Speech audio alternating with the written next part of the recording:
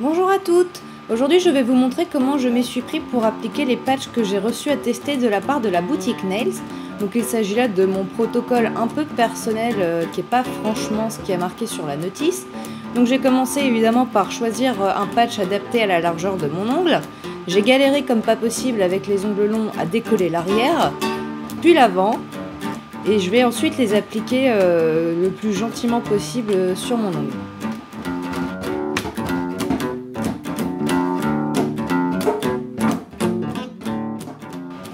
Donc je colle mon gros doigt sur la partie que je vais de toute façon couper et dont je me fous totalement. Je vais bien près des cuticules. Je commence par un côté parce que je trouve ça plus facile. Et après je repousse vers l'autre côté. C'est pas très clair ce que je dis, je m'en rends bien compte. Et après, pour bien faire adhérer, me suis servi du bâton pouce cuticule qui était fourni dans le kit. Et j'ai fait adhérer à mort, ce que j'ai pas franchement fait sur tous les ongles, mais sur celui-là c'était nécessaire. Donc j'ai bien fait adhérer à la base de l'ongle au niveau de la matrice. Et après j'ai replié le patch et je l'ai coupé.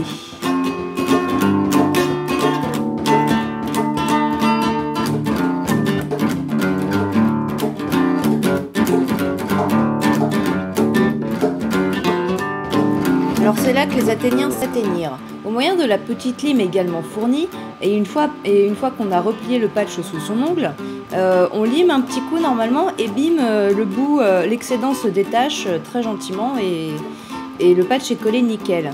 Alors déjà moi quand je le replie sous mon ongle, vu que mes ongles sont extrêmement curvés, les bouts se décollent. Donc il faut que je fasse un peu comme un...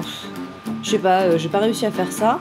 Et après avoir mis juste un tout petit coup de lime, ça n'a pas suffi, le patch n'était absolument pas déchiré on va dire.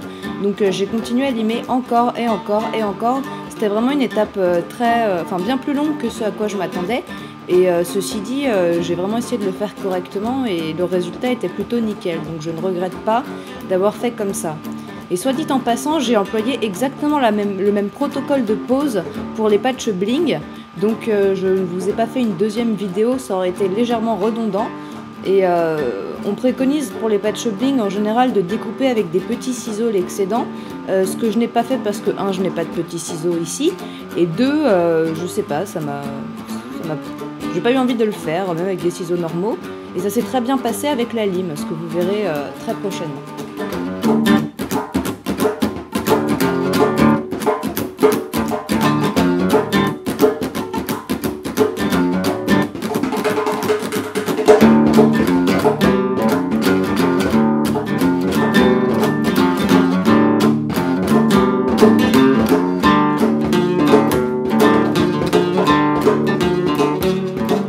Pour celui-là, j'ai particulièrement galéré, il restait un petit bout qui voulait pas partir, donc c'est vraiment long, je suis désolée.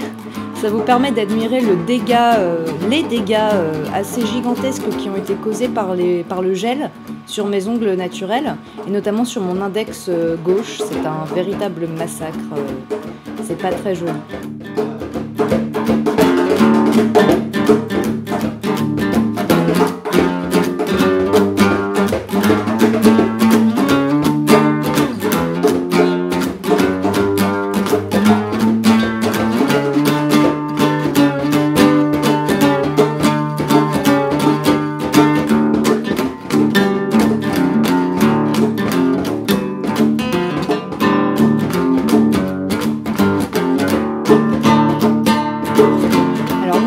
C'est peut-être là le meilleur. En fait, ce ne sont pas des patchs, c'est des patchs à base de vernis. Du coup, ça s'enlève au dissolvant, tout simplement. Vous pouvez retrouver ces patchs sur le site internet de la boutique Nails, dans plein de couleurs, de styles, etc. pour le prix de 4,90 € la planche. Et franchement, à mon avis, je suis convaincue, quoi. C'est très rapide à poser par rapport à un nail art. Si j'avais dû faire ça en water marble, je m'en serais mis partout, ça m'aurait pris relativement longtemps. Franchement, ça tient bien, ça fait pas de plis ni rien. Moi, franchement, je vous le recommande, ouais, c'est très très fun.